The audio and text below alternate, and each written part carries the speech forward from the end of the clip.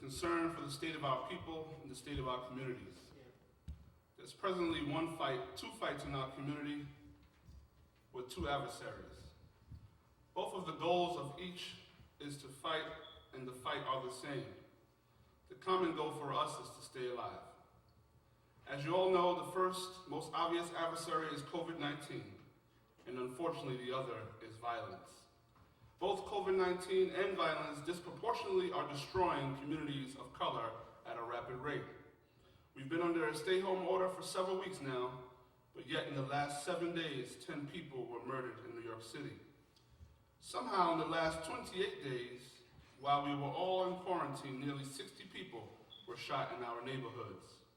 You may say, how does this compare to COVID-19 when people are dying on a daily basis by the hundreds? Well, the answer is COVID-19 has no conscious choice in who lives and who dies. But every person shot by another human being is on the other side of the choice to pull the trigger of an illegal weapon. Right now, as I speak, funeral homes and directors are scrambling, trying to service families whose loved ones have been taken by this virus. And this week, gun violence has added more grief for families to cope with. Could you imagine you lose a loved one to COVID-19 and at the same time you lose a loved one to gun violence? Think about that reality. One of the shooting incidents that stuck out to me this week was a 21-year-old man who was shot and killed in the Tilden houses in Brownsville, Brooklyn. Shamar Davis, who was said to have been breaking up a fight between neighboring tenants, 21 years old, haven't begun to live life yet. It almost appears that there's a sick and demonic competition between COVID and violence, and the offenders of violence are determined to win. In the same week, a 31-year-old man was killed in Crown Heights section of Brooklyn. The point I'm trying to make to you, brothers and sisters, that families are hurting. Children will have to come to grips with their parents that they will no longer be here. Many will have to undergo counseling from several weeks of traumatic experiences. We have no room for senseless violence, brothers and sisters. So I make this clarion call and plea for peace. We cannot lose our parents, our grandparents, our children all at one time. Let's continue to stay safe during these most trying times. No justice, no peace. All right, thank you, Minister Marshall. Become a member of NAN today, National Action Network.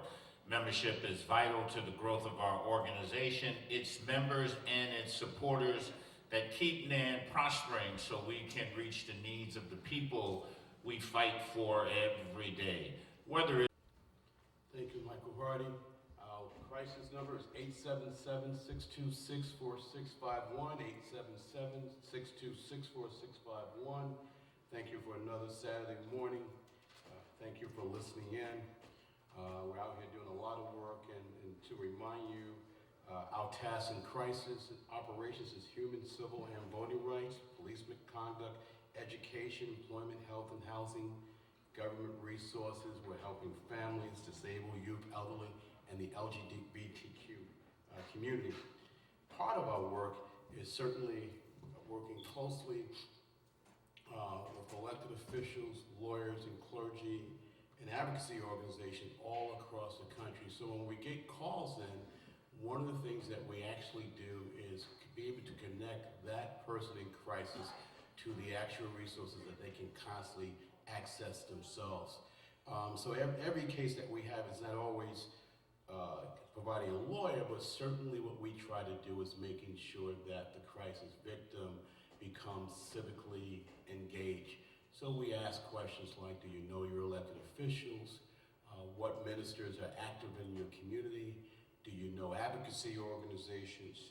How active are you? And these things are really critical for resolving crisis. For example, if you have a problem with your child's school, it's important to get involved with the PTA or figure out who the PTA president is. Some things are just so simple to resolve that it becomes less of a crisis and more in terms of how we are engaged in our community. COVID-19 has actually changed a lot of how we handle the crisis. Normally we would have clinics here at the House of Justice or in a chapter throughout the country, directing people to resources. So now most of the stuff that we do, majority of the things that we do now is remotely. So if you call in, Please just be a little patient because many of our crisis partners are also working remotely. Many of the courts throughout the country, particularly on the civil side, are closed or operating on a limited basis. There are many lawyers that are assigned to school districts and different government agencies. Many of them have been put on furlough, so the process to quickly resolve something might take a little longer, but please be patient. But what we will do when your call comes in, we'll certainly show you how this is done, and we empower you to be more effective. Another thing that we do is that we believe in turning victims into leaders. If you got a problem, we want to make sure that the tools that we give you will empower you in the future. So if you're having a housing problem, housing eviction problem, we might ask, okay, how many units are in your apartment building? Is there a tenant association? If we can help you organize that association through the local resources, then many of the issues that you face as a leaseholder can be resolved because now you have organized yourself into a group. We're getting many, many questions about resources in our communities, and we're always telling people, please make sure that you complete the census. The census helps to determine how federal resources come into not only here in New York City, but communities across our country. So please do the census. I know right here in Harlem, I think we're now up to maybe 41% of 100% have completed their census. Guess what? That's not good enough. I think Brooklyn's around 30-some%, and I think the city average might be around 39%. We need to complete that, and certainly Crisis has been working closely with getting this data from District Leader Wilmer Brown Phillips. I just want to thank her for giving me all this information to encourage anybody that call in crisis to make sure they have completed their census. We're doing great work in the prisons. I just want to again thank Chaplain Victor Pate and Chaplain Kim Ilano, who is helping to build a national network of chaplains in prisons and houses of detention all across the country. And this is really having a huge impact that so far, and I was hoping that Chaplain Kim was going to be here this morning because I want her to be able to report some really good news. So I'm gonna push that off to next week so you guys can hear it directly from her. I also want to thank, we made a call out to get more masks for our volunteers and those in our community who don't have these masks. And I just also want to thank District Leader Keith Lilly, who came by this week and brought me some masks. He's going to be bringing more this week. So there's so many good things that's going on in this community during crisis. I'm just hoping that when this pandemic is over, that the work that we do for each other and our neighbors and our communities will continue. We now have a blueprint. Participation is encouraged. We can't wait to start our crisis clinic back up.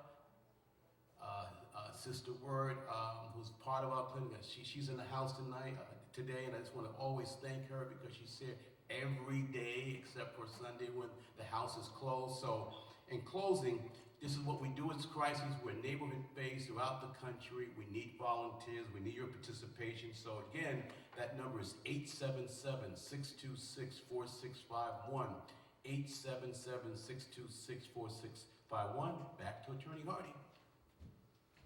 All right. You know what time it is. We want to know what's on your mind. Sister Katrina Jefferson, one of the liaisons to the chapter here and to the Reverend Dr. Al Sharpton, will ask you what's on your mind. Great Saturday morning to each and every one of you who are here with us, to those that are watching via live streaming on Facebook, and to those listening by way of WLIB 1190 AM. Welcome to another week's conversation of What's on Your Mind, where we have the opportunity to hear your thoughts, the thoughts that are emailed to us at whatsonyourmind@nationalactionnetwork.net. Maybe it's something that you overheard in the news this week, or you overheard in your own home, since most of us are adhering to the shelter-in-place laws. Director, Minister Tyrone Richardson. Time is filled with swift transition. Lord, on earth unmoved can stand.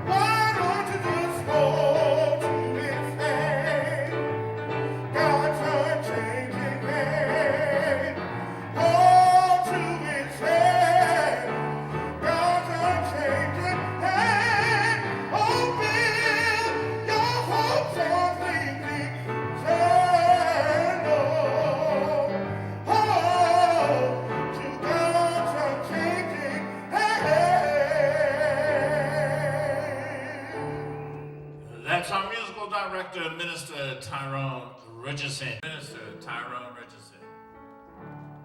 Lord, I will live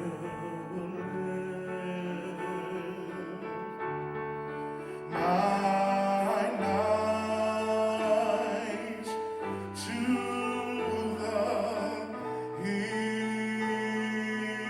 the hills, knowing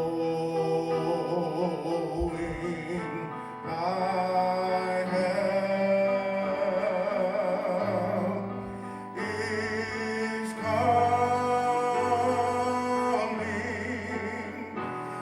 coming from you.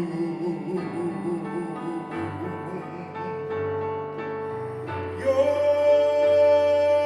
peace you give me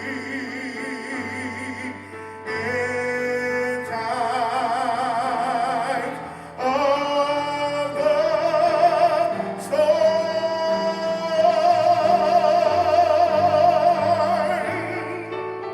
You are the source of my strength. Lord, you are the strength of my life. Lord, you're the source of my strength. Yeah. You are the strength of my life. I lift my hands in total praise to you.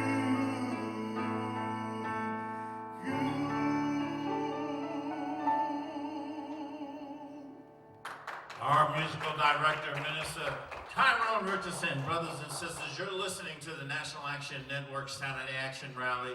We're coming to you live on WLIB 1190 AM in New York. We're streaming to you across the nation on a number of platforms, including Facebook and nationalactionnetwork.net.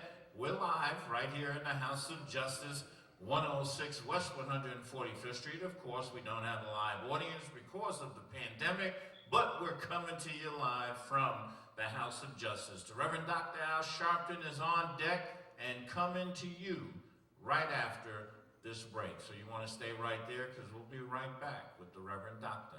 Al Sharpton. All right. Dawn Jones, I believe, will give us some announcements. Dawn Jones is head of our Political Action Committee here at National Action Network. Welcome her. Greetings, House of Justice, and happy Resurrection Week. On a sad note, we offer condolences to the families of the friends of Dr. Roy Hastic Sr., founder, president, and CEO of the Caribbean American Chamber of Commerce and Industry, Michael Henderson, alternative delegate, SSE Local 371. He was my alternate delegate who died in a nursing home, who have all transitioned from labor to reward. Elections are scheduled for Tuesday, April 28th, 2020, have been rescheduled to Tuesday, June 23rd, 2020.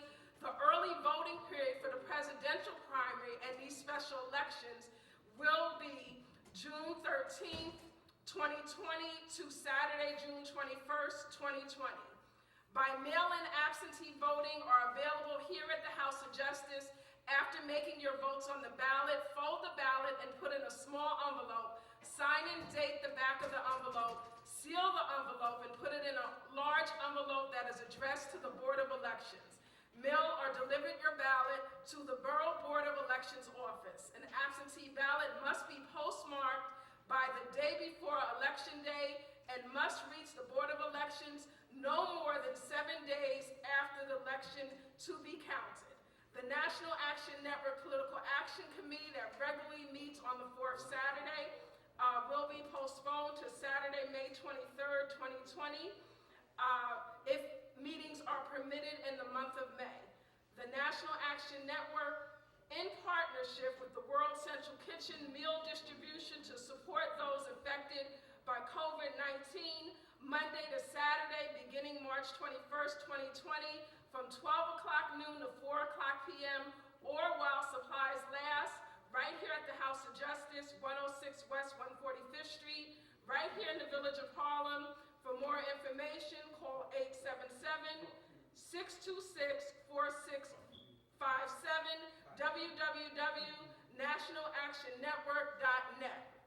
Every Saturday, 7:30 p.m., NAN Saturday Rally from the previous week on Channel 34, Time Warner, Channel 33 Files, live stream, mnn.org, see our own Winston Gilchrist. Politics Nation with our own Reverend Dr. Al Sharpton, starting October 13th, 5 p.m. Eastern Standard Time, Saturdays and Sundays. The committees that were regularly meeting our NAN Sports Committee, our Youth Huddle, Ashley Sharpton is here in the house, our Legal with Attorney Michael Hardy, legal nights have all been postponed until further notice. Our HIV/AIDS Committee is a call for new members. Contact Dr. Alvin Ponder at 347-432-9934 or apondermd@yahoo.com. New York City Chapter National Action Network Chaplaincy Outreach Committee is calling all that are committed to the mission of healing those who are going through a season of distress. Together we stand, divided we fall. You can see Reverend James L. Clemens, Committee Chairperson at 212-690-3070. Have a blessed Resurrection Weekend. Thank you for your attention. That concludes the National Action Network announcements. We wish you peace, justice, and blessings. All right, we'll be coming back to you in just under a minute. Want to welcome all of you. Brothers and sisters, we're live on WLIB 1190 AM in New York. We're streaming to you across the country on a number of platforms, including Facebook and nationalactionnetwork.net. And we're live right here in the House of Justice. We don't have an audience because of the virus, but we're coming to you live. So call somebody, tell them the action is on the air. Right now, put your hands together at home for the president and founder of the National Action Network, the Reverend Dr. Al Sharpton. Thank you. Let me thank you to those of you that are listening to us live on 1190 WLIB AM in New York. You that are following us on live stream at nationalactionnetwork.net, and we'll be going live all over the world on Impact TV in a few moments. Let me thank you again for tuning in as we again have no audience, live audience, other than our volunteers that will help distribute the food and masks at noon today, as we've been doing every day for 3 weeks in our partnership with the World Central Kitchen. We are here again another Saturday morning where the action is, as we pause every Saturday morning, as we have now for over 29 years, to let you know where the action is. And we're certainly grateful to our host, Attorney Michael Hardy, and we are grateful for our inspirational speaker, Reverend Reggie Backus. Reverend Backus comes to us from Abyssinian Baptist Church, truly a historic institution in our community. When I was very young, probably my first hero in terms of social political endeavors was Congressman Adam Clayton Powell, who pastored that church and was then succeeded by one of the giants in black theology, Dr. Samuel DeWitt Proctor, who was then succeeded by another giant, Reverend Calvin O. Butts III. who has served there for about 30 years now or more, as well as been a leading educator and a force in our community. And we are glad for the lineage and history of Abyssinia. Some of you have no appreciation for history, which is why you are disjointed from the present. But if you have an appreciation for history, it prepares you for much of what you may face. I spent a lot of time during this pandemic as we would get daily bulletins on this one making their transition and this one passing or this one ill. And it really gives you a chance of reviewing what is important in life and what is not important. And I think that many of us, you know, you tell yourself, I can't do without this or do without that. I have to attend this, I have to attend that. Well, this pandemic has made you understand that you don't have to do a lot of things you thought you had to do. A lot of your girls' nights out, you didn't have to do. A lot of your hanging with the fellas, you didn't have to do. You would learn to adjust based on the conditions. And one of the things that I try to tell people, I do morning messages on Instagram, is that you ought to reconstruct during this pandemic and start eliminating a lot of the stuff you did that was a waste of time, and reconstruct your time so you can, once you come out of shelter, that you come out better off. Also spend a lot of time, I want us to keep in mind people that have suffered during this pandemic. I reach out to people whether or not we've been talking or not, because I'd rather reach out to folk than to be saying that I wish I had. And I'm glad this week we talked with Reverend A.R. Bernard, who had a real bout with coronavirus, and he is doing well. I reached out and talked to Assemblyman Charles Barron and his wife, Councilwoman Inez Barron, who I've known for 35 years, went to jail together. We don't always agree on politics, but no one has been more committed than that couple to our liberation struggle. Both of them had coronavirus. Spoke with them. So many times that you find yourself in situations like this, that we are all locked in, it means that you should stand in the attending line of those that would say, I want to be able to stand at a time that people need to just know I care. And I check on folk that didn't even have coronavirus. I have a weekly list. I just check on them. And I'm happy that many check on me. And I think that, you know, you that get past that in life, I think that you're robbing yourself.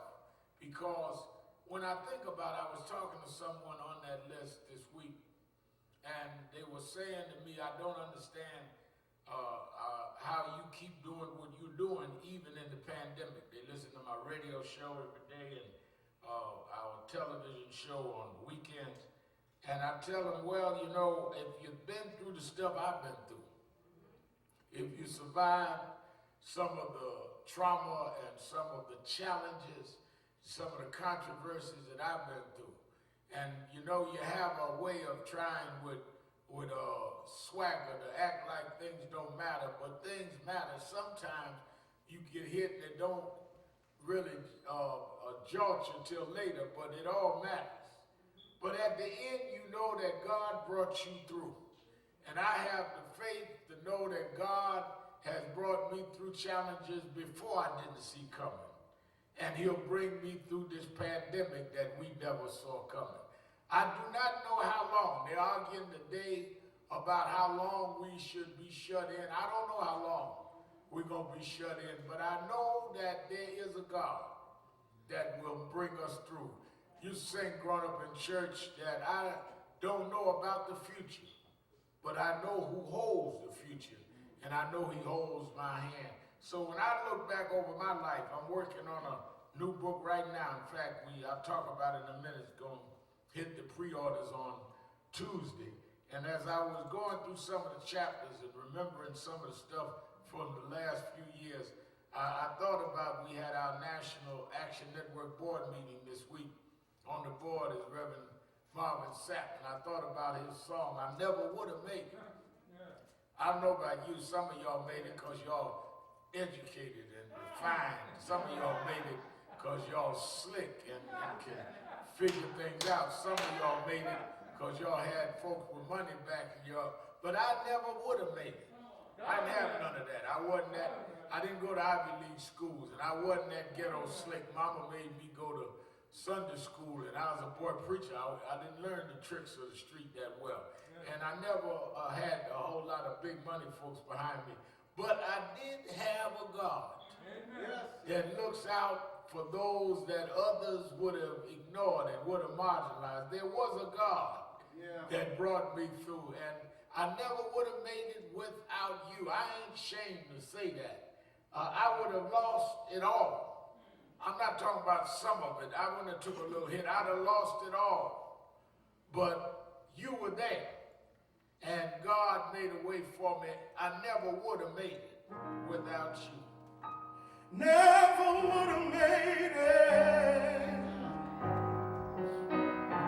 Never would have made it without you. I would have lost it all. Now I see you were there for me, and I'm stronger, I'm wiser, I'm better, so much better. When I look back over the road you brought me through, I can see that you were the one I held on to, and I'm stronger, I'm wiser, I'm better, so much better. I made it through the storm and the test because you were there to carry me through the mess. Oh, never would have made it. No, no, no, no, no. Never would have made it without you. I would have lost it all.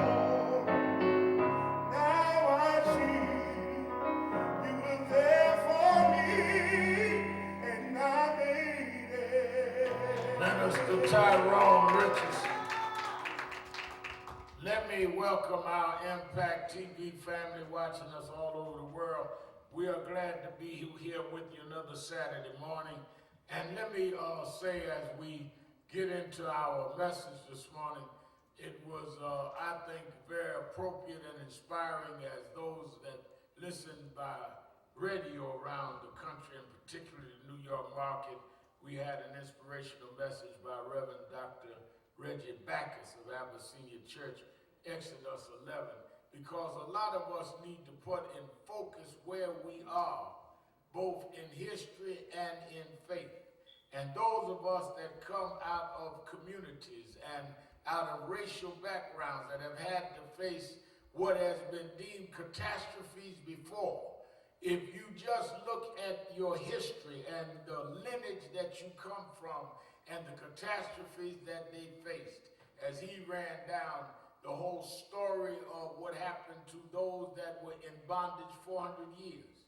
It brought to mind, as I listened to him in the back, the 400th anniversary that we just commemorated. I can't say celebrate, because we should not be celebrating having been enslaved.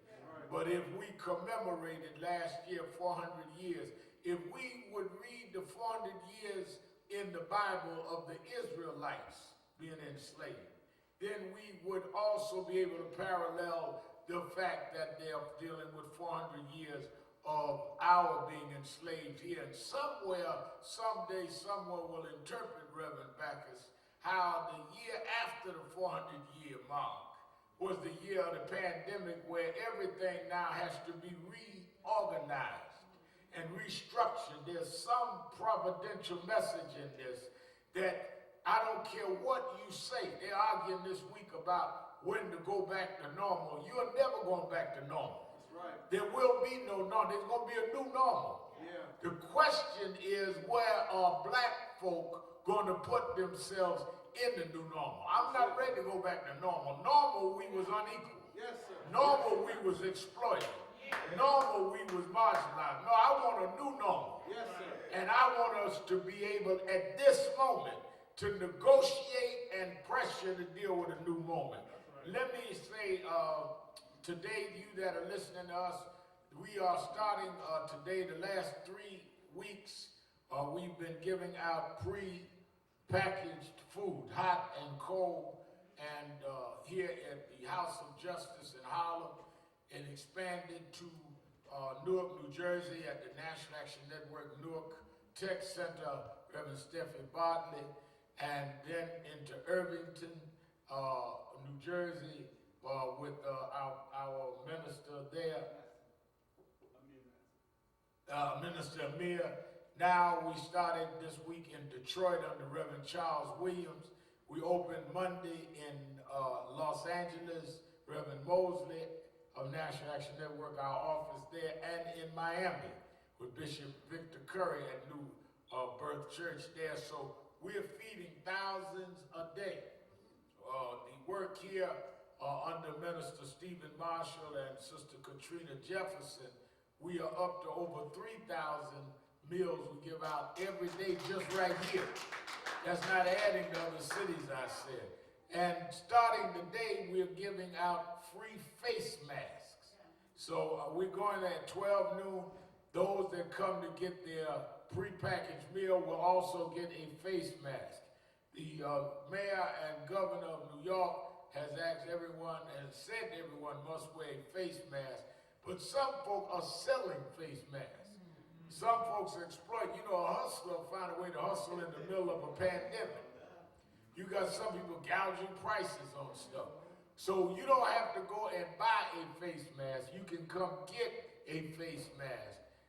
Here at the House of Justice, we're starting today. And I want to thank Reverend Bartley for finding a supplier. And we're doing that. And others have given us gifts with face masks. And I want everybody in public to follow the ordinance of the city. So starting today, we will do that. Tonight, this evening at 5 o'clock, Politics Nation Without Sharpton live on MSNBC every Saturday and Sunday. Today on my show, I'm going to have Stacey Abrams, the former gubernatorial candidate for Georgia, who's being touted as a possible candidate for vice president on Joe Biden's ticket. She'll be on with me. Senator Ben Cardin will be on with me. And we're going to talk about Trump and this whole fight he's having where he wants to get the country to go back to work and get the economy going while they're stepping over the fact that they've only tested 1% of the country. So we're going to break that down. Make sure you tune in MSNBC at 5 o'clock. Then tomorrow at 5, I'm going to have on the governor of Michigan, who has been, Governor Whitmer, who has been one of the ones that the president has been attacking. I'm going to get into that in a minute. We had, this would have been the week of our National Action Network convention. Because of the pandemic, we've had to postpone it until late in the year, but we did have a virtual national board meeting, and all of our board members were on, and we had a great meeting, and Attorney Michael Hardy reported to us that we are in a incline in terms of our annual report. You know, they attack every year, and I don't mind saying this publicly because it's a matter of public record. I know the media watches and listens to the broadcast, but every year they attack every time we come out that we raise this amount of money and do. And every year they only raise us more money. The last 3 years, every year we raised $1 million more than we did the year before. So I want y'all to get ready when we file to criticize us again because I need another $1 million for next year. The harder you come, the more folk give because folk know the work. People follow service, not nonsense. And I was glad not only did we increase in money, we increased in chapters. We are all over the country now in 113 cities.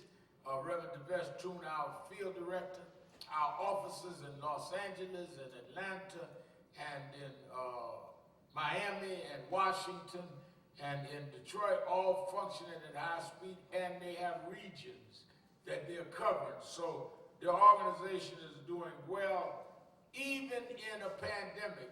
What I'm glad about is our chapter leaders and regional directors, as I outlined, are calling us saying, how do we serve? How do we get the food out to people? And we've been able to get Andre, the chef, many of you see him, he's just on the cover of Time magazine. He has partnered with us in this whole effort, and we've been working with the World Central Kitchen doing the food, but now we have others that have come in because we're right on the ground. Well, you know, one of the things that a lot of people didn't understand is that even when the black family that owned this corner sold a couple of years ago, and the developers came in and they had to negotiate with us with community stuff, I told them that, yes, I want to build a Civil Rights Museum here, and it's going to be a state-of-the-art museum, and I was looking at some of the new renderings this week. That's going to be great right here on this corner. But we keep in the House of Justice right here on the ground. It has never been my objective to have a big, huge edifice. People would always say to me, everybody from Barack Obama to whoever thought it have been through here, that they always thought I wanted a big neo-Gothic cathedral. No, that's a church. I grew up in Washington, was a big church. Then I was in Bethany, big church with great neo-Gothic structure. And that's what church is supposed to be. I always wanted a ground floor, big kind of storefront place that people would be comfortable to roll in.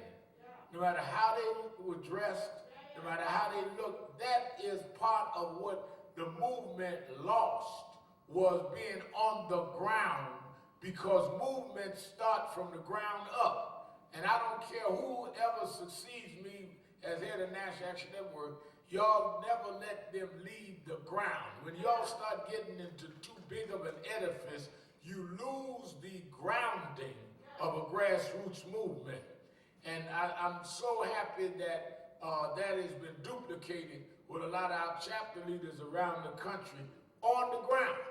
Even the 8 years Obama was in the White House, I'd go from the White House back down here to the House of Justice. I done met with heads of state everywhere. But the reason that they're meeting with you is because you grounded. Don't ever get confused.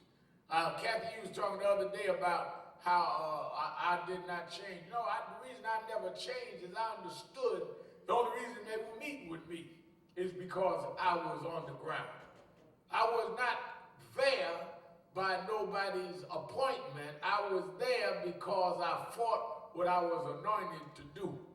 There's a difference between being appointed and being anointed. And some of y'all waiting on being appointed and never get anointed, which is why you never last. Don't act like I got an audience in here hollering like that. Let me say this. When we look at this coronavirus situation,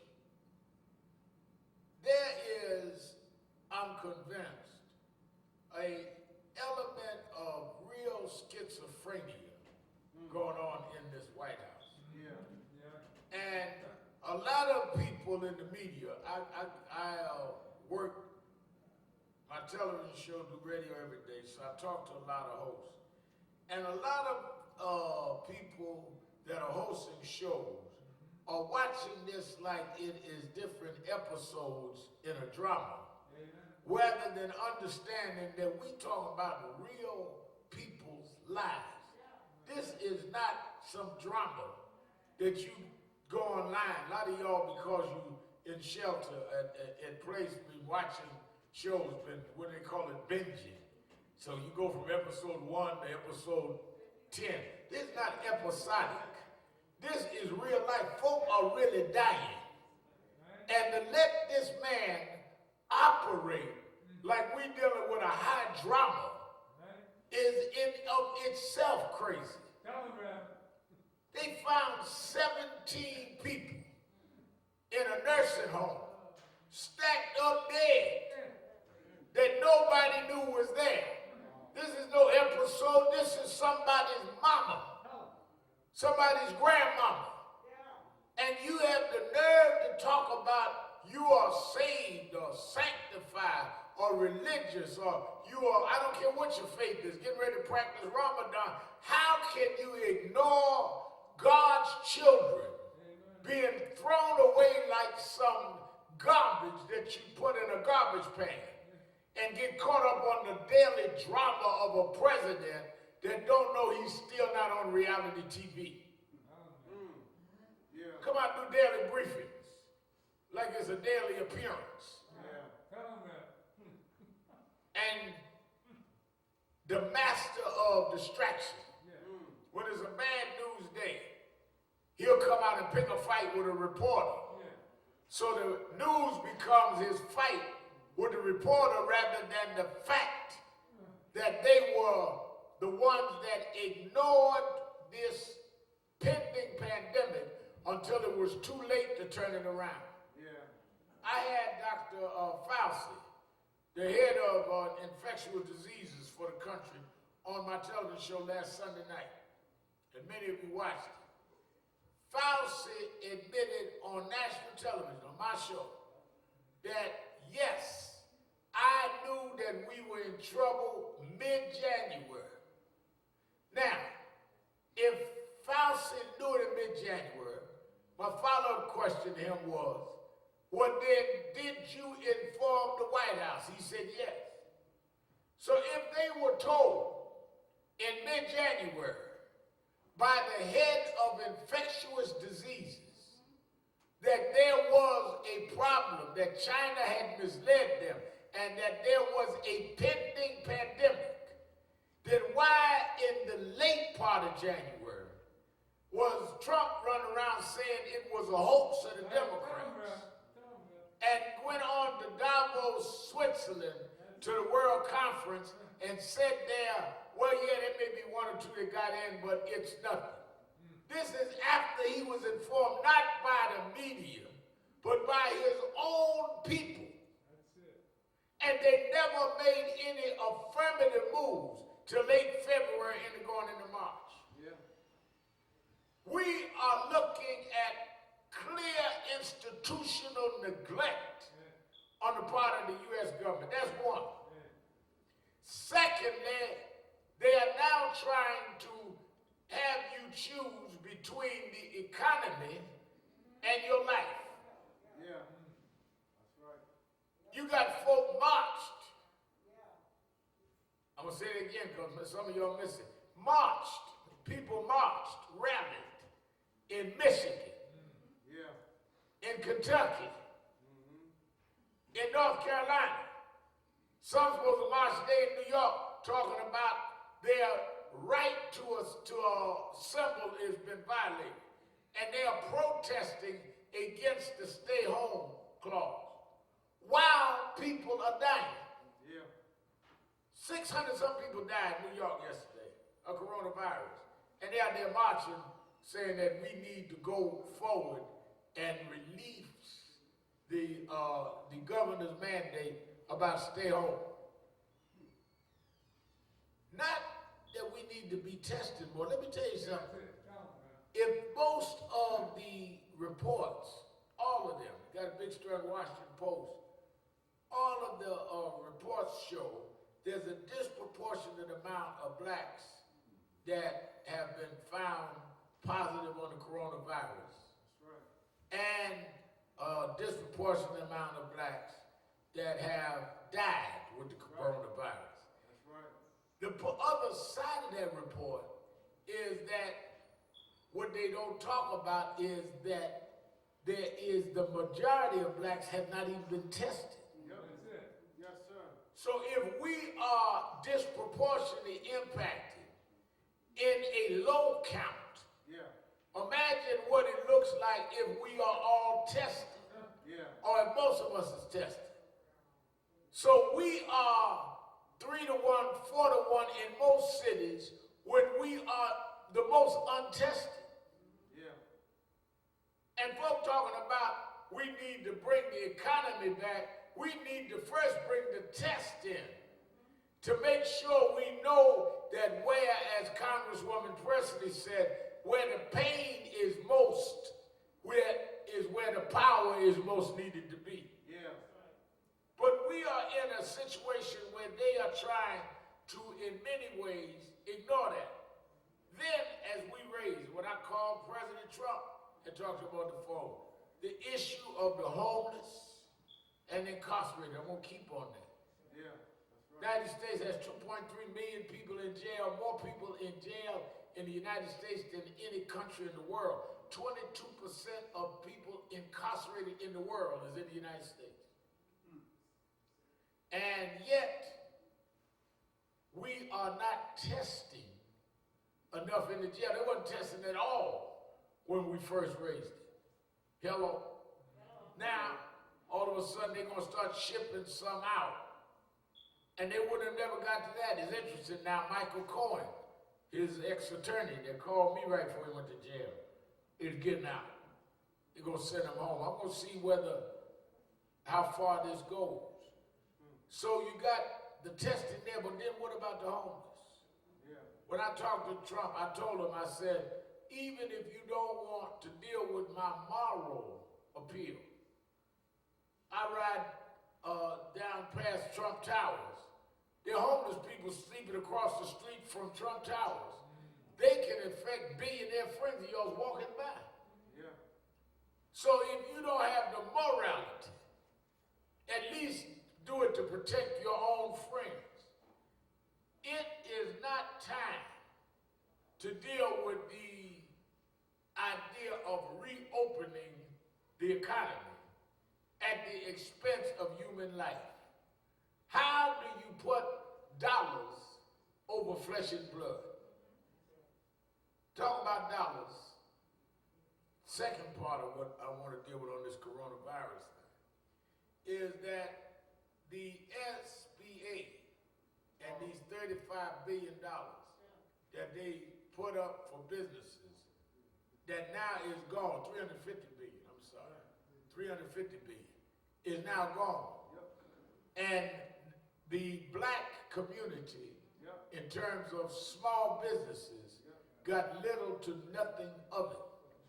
When we called Mnuchin and met with, I had a phone meeting with Mnuchin week before last, and was able to get Chuck Schumer and then were able to get churches involved in at least in the writing of that they could get some assistance.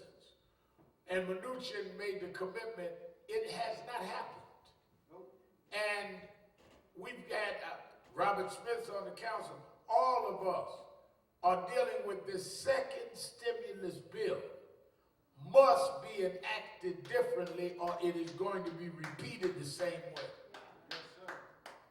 Part of what we did on the board meeting, and I'm going to talk to Mnuchin again, is that as this bill comes down, that's why the House stopped the bill where it is. Because unless there are certain things that are put in place for the churches, because again, now we're not talking about separating church and state.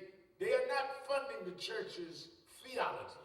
They're operating as business grants and or loans that can be forgiven for the community service done by churches. Yes, sir. Churches don't just proselytize. Churches serve the community. Churches in Harlem, churches watching in Chicago and in LA and all, do community service. So just like we're giving grants, $10,000 grants, no question asked under the EIDL part of the legislation, we must do that with churches. They're giving 10 grand under that, no questions asked. Well, we can do that with churches and then pay staffs and reimburse staffs, just like you do small businesses in terms of their employees, because they're doing daycare centers in churches and seniors in churches and feeding programs in churches and reading programs and tech centers.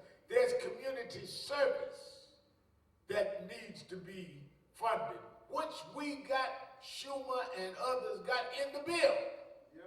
It has not happened.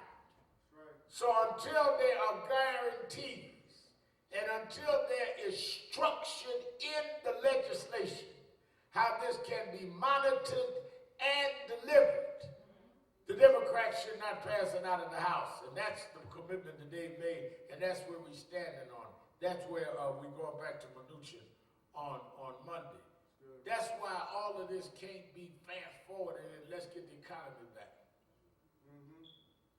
Thirdly, as they restructure the economy, because that's what they're going to have to do. They're taking the biggest economic hit that they've taken in the history of this country. You are going to have unemployment as high as 20%. You're going to have to deal with restructuring how you deal with trade. Wall Street's going to have to restructure. All of the factors are going to have to be realigned differently now. We must be at the table. We must be at the table. I said the other night that they always like to say when I raise these issues, well, here comes Sharpton with the race card. No, if we are given a race deck, any card I pull has got to be a race card. Yes, sir. That's good, bro. When I was born, King County Hospital, Brooklyn, New York, October 3rd, 1954, they announced to my parents, he is a boy, X amount of pounds, and they put on the birth certificate, Negro. That's what we was then. When they put Negro on my birth certificate, they handed me in the maternity ward a race deck. That's right. Wow. Yes, sir. So that's the deck I got. I didn't bring it in, I didn't create it. I was a newborn baby boy. But I get handed a race deck, designated Negro, which means any card I pull from that day had to be a race card. Because where I lived, where I was educated, where my economic options were, all was based on me being designated a Negro. Your race defines your socioeconomic standing in this country. Yeah. My mother was born in Alabama. By being born black or colored then, that meant at birth, she was in the back of the bus. At birth, she couldn't vote. At birth, she couldn't use the white water fountain. At birth, she couldn't go to the school in Dothan, Alabama. So the audacity of you to hand us a race deck, and then when we say something, you act like we're imposing a race card on you. When we were born under a racial caste system that still exists.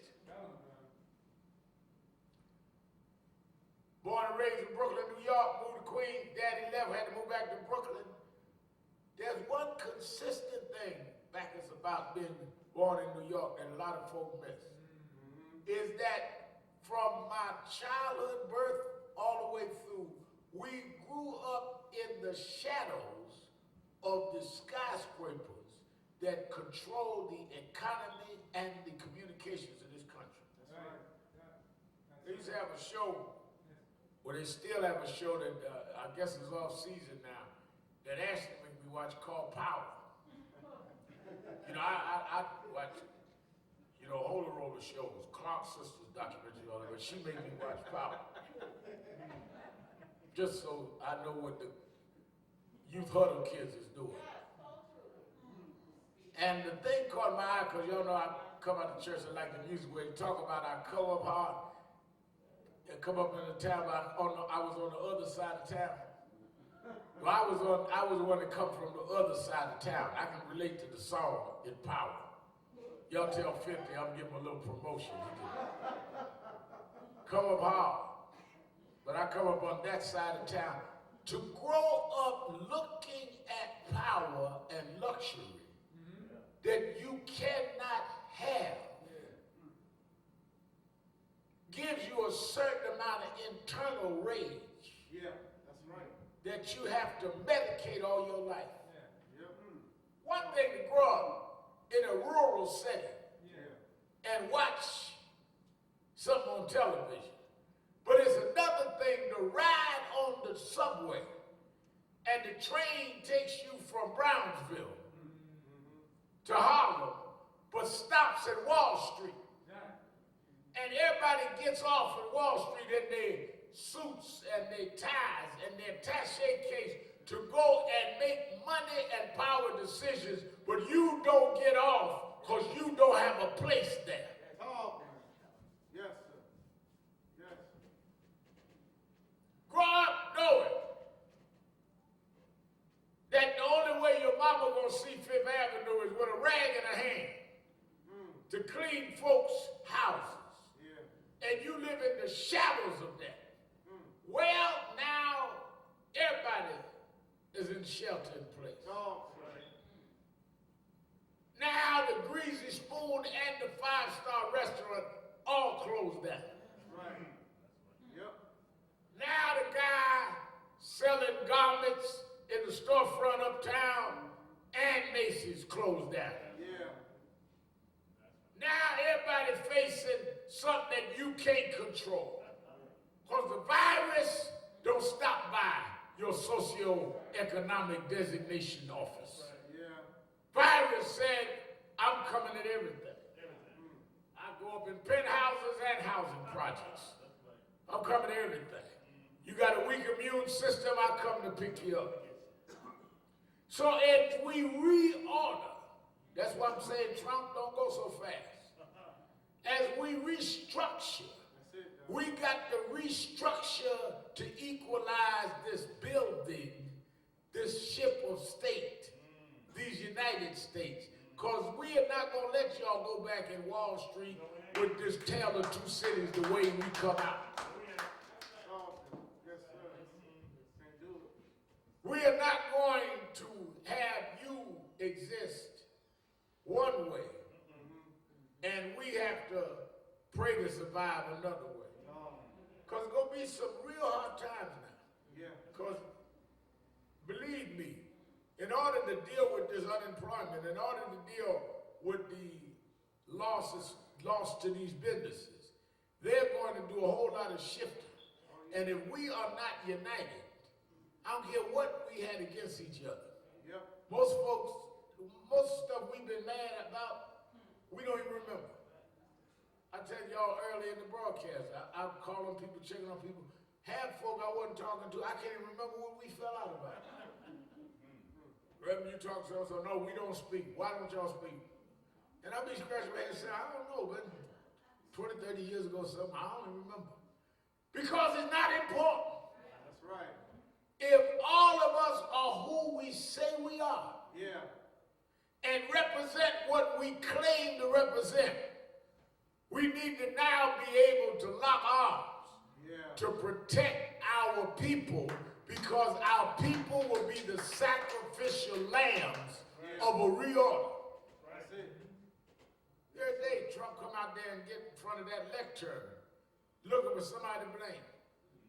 One day it's the governor. First it was China. Then it was something else. Then it was World Health Organization. It's gonna be us in a minute. Unless we organize and coalesce, we ain't got to like each other, but we're gonna have to live together for a minute in these rooms and fight to serve our community. And those that are not big enough to do that need to get out the way. That's right. Mrs. Coretta Scott King used to always say to me, Al, you can't be big and small at the same time.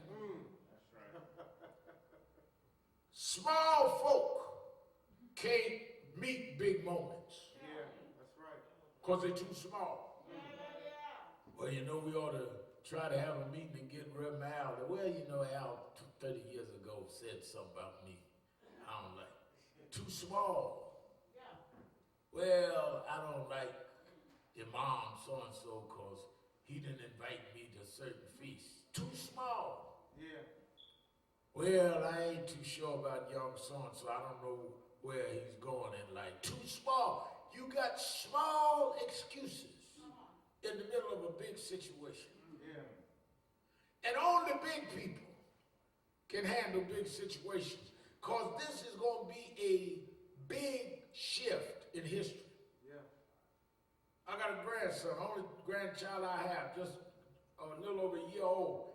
They will learn that the pandemic became a defining moment in history. That's right.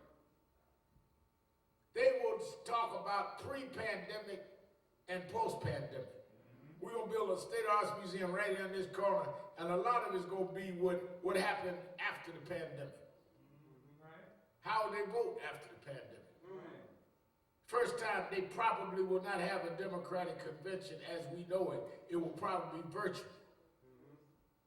First time, they probably can't even have a Republican convention. First time that the candidates have to campaign by viral methods. Yeah.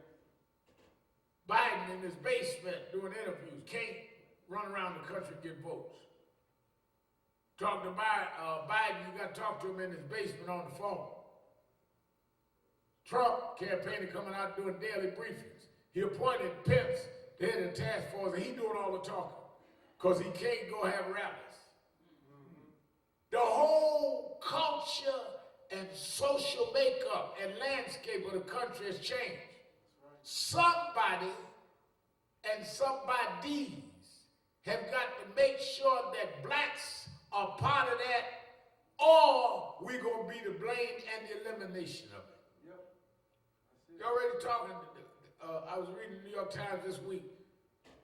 Brother from Africa in China said he moved to China, was welcome, spoke Chinese, everything was fine. Now all of a sudden he can't rent a place, can't go in restaurants, because all the Chinese are blaming Africans. Yep. Same thing is happening in Europe. And coming here, there was one French officer that said, let's test the vaccine we're trying to make on Africans. Don't get in that Tuskegee experiment. Right. We will become the guinea pigs Right. and the blame. So one of the things I'm calling on black leadership to do is let's have a no grudge week and forget about all our grudges and come together and make sure that we are part of any of these stimulus bills, any of these corporate renegotiations. The corporate leaders of New York, the corporate leaders of LA, corporate leaders of Chicago need to be brought to the table. We can do it by Zoom. And say that we've got to renegotiate how y'all deal with our communities. That's it. Good. We can set this up this week now. We can do it by Zoom to let them know if you don't do it, it's going to be a boom.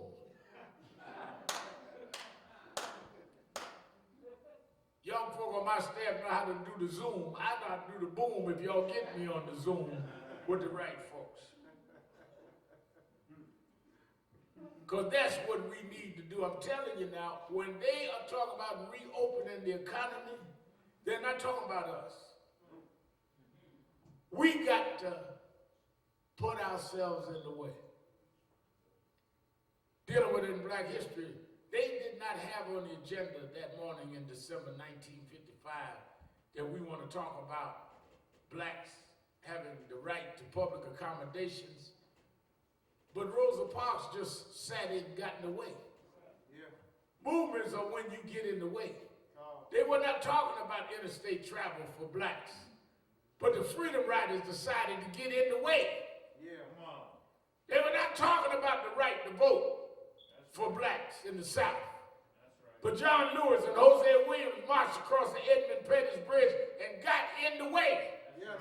And I'm telling you, in the middle of this pandemic, it's time for blacks to get in the way. Come on, man. Preach it. That's like it is. Now we at home, I'm gonna let you go. I was reading a lot of Psalms this week. Yeah. And you know, it is a strange thing. The psalmist, Michael, was depressed. Yeah. A lot of us are depressed. Home, can't go out nowhere, watching me now or listening to me now. getting what they call cabin fever. Yeah. Finding out folk that are your loved ones you don't even like because y'all on each other's nerves. And I was reading the 22nd Psalm, and it talks about that kind of depression. It says, my God, why hast thou forsaken me? Why art thou so far from helping me and from the words of my roaring? That was all. And you go through the Psalms, you talk about how God let him down. But then in the midst of that, you go to the familiar next Psalm, the 23rd Psalm, somewhere in the midst of your depression, somewhere in the midst of your feeling sorry for yourself, somewhere in the midst of your giving up and giving out and feeling forsaken, something grabs back in you to go to the 23rd Psalm and say, well, wait a minute, the Lord is my shepherd. I shall not want. I'm going to make it because he is my shepherd. I know I just said he forsaken me, but he's my shepherd. He maketh me to lie down in green pastures. He restored my soul.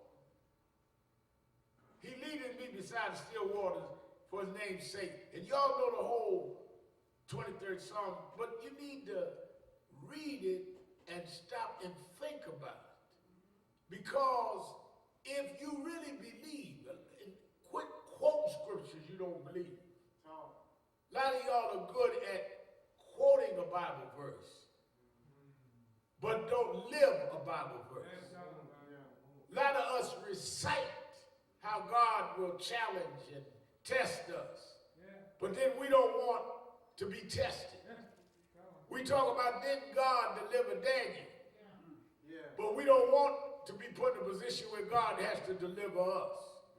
But I keep telling folk here at National Action Network that I'm not talking about what God did for others. I like their story because it informs me. But I know for myself what God done for me. And I can get through this because I've been through stuff before that I never thought I'd get through. Well, Reverend, we in a place we never been. I've been in strange places before that I've never been. Faith is not based on familiarity. Faith is not built on when you are in somewhere that is familiar to you and you say, yeah, I can handle this. Faith is when you're in unfamiliar zones and don't know if you can handle it. But something inside you says, I'm going to make it anyhow. Faith is when you can hold steady in the unknown. When you can be stable in an unstable situation. That's why the songwriter said, my faith is built on nothing less than Jesus' blood and righteousness. It is not my strategy. It is not my tactics. It is my connection to he that sits high and looks low.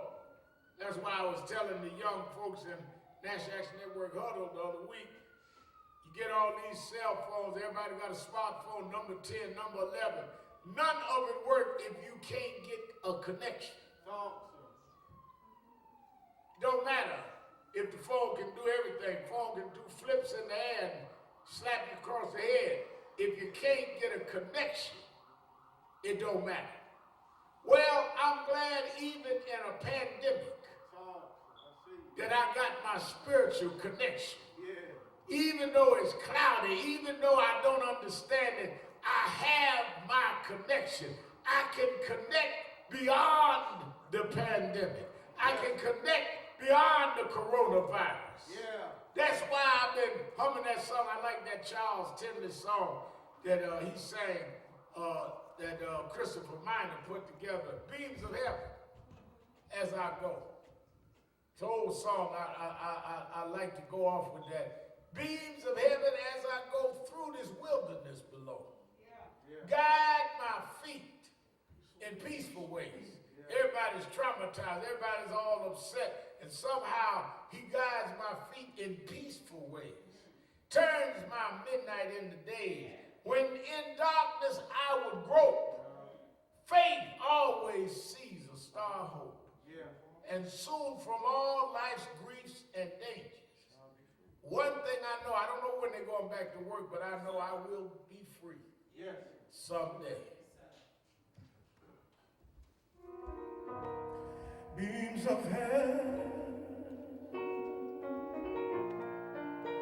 far as I go, through the wilderness below, guide my feet in peaceful way. Yeah. Turn my midnight into days. When in the darkness I would grow, faith always sees a star of hope, and soon from all life's griefs and dangers, I shall be free someday. I do not know just how long it will be. I want the future holds for me, but this I know if Jesus leads me, I shall get home someday. You that are listening on Radio Land, 12 noon, we will start passing out the food packages as we have every day.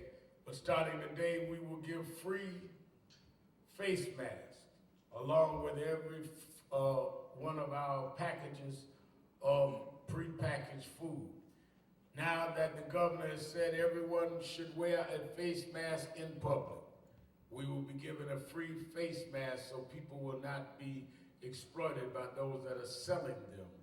We will be giving them out today starting 12 noon until we give out here at the House of Justice at 145th Street and Lenox Avenue. You that are wanting to be supportive of National Action Network, go to www.nationalactionnetwork.net. Every day, 12 to 4, we're giving out free packages of food in our alliance with the World Central Kitchen, and every day, 12 to 4 in New Jersey at National Action Network Newark Tech Center.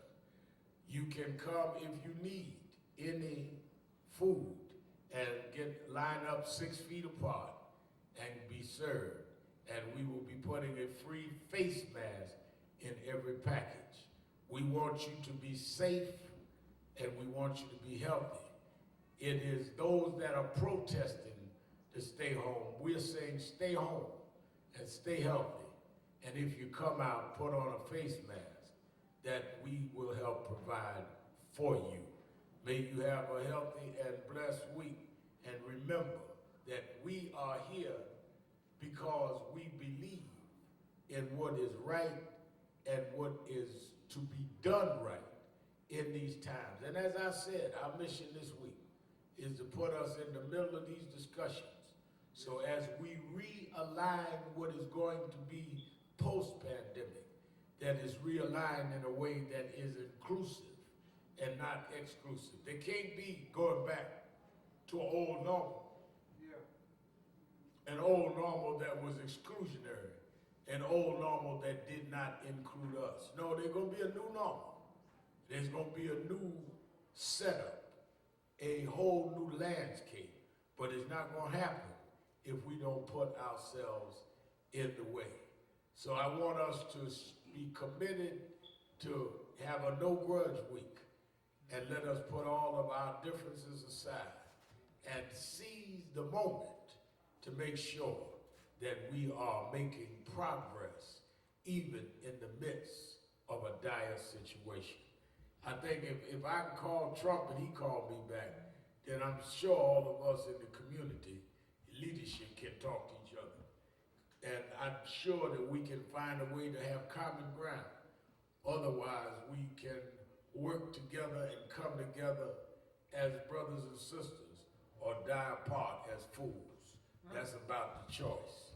And I think that nothing is more graphic than what this coronavirus has brought to all of us. May you have a great week and an excellent time trying to meld together a movement, starting with your family. I hope a lot of us that are home with our families will use it as a time to get to know each other and solve a lot of our internal strife and problems, and know that we are more bound by the blood that binds us, which, as William Augustus Jones used to say, the blood that binds us is thicker than the waters that divide us. May God bless you and keep you from the National Action Network. I do not know